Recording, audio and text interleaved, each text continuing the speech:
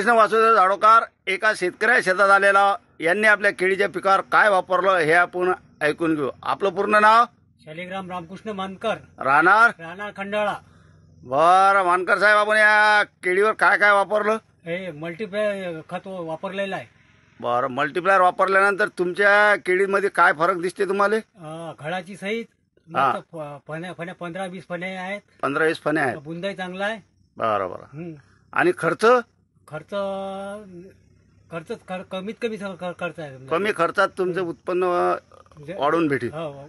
आणि लोकांच्या केळी सध्या कंडिशनला कसे आहेत? याच्यापेक्षा कमी आहेत. याच्यापेक्षा कमी आहेत. हा, आपल्या म्हणजे घडाची रास म्हणजे घड मोठाले घड पडलेले आहे. बरं बरं. हम्म. आणि तुम्ही किती खोड आहे तुमचं पूर्ण? 4000 खोड आहे. 4000ला आतापर्यंत किती दिलं? 4000ला 20 किलो दिलं. जे आहे तेच सांगा.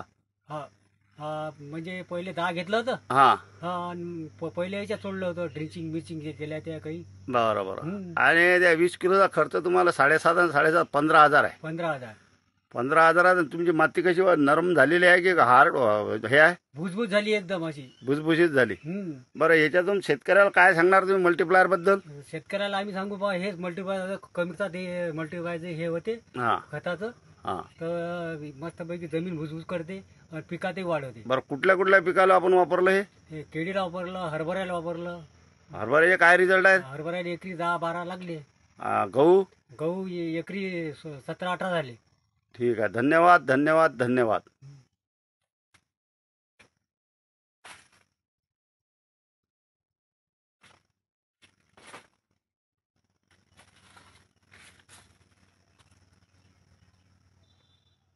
व्हिडिओ आवडल्यास लाईक करा, शेअर करा व सबस्क्राईब करा.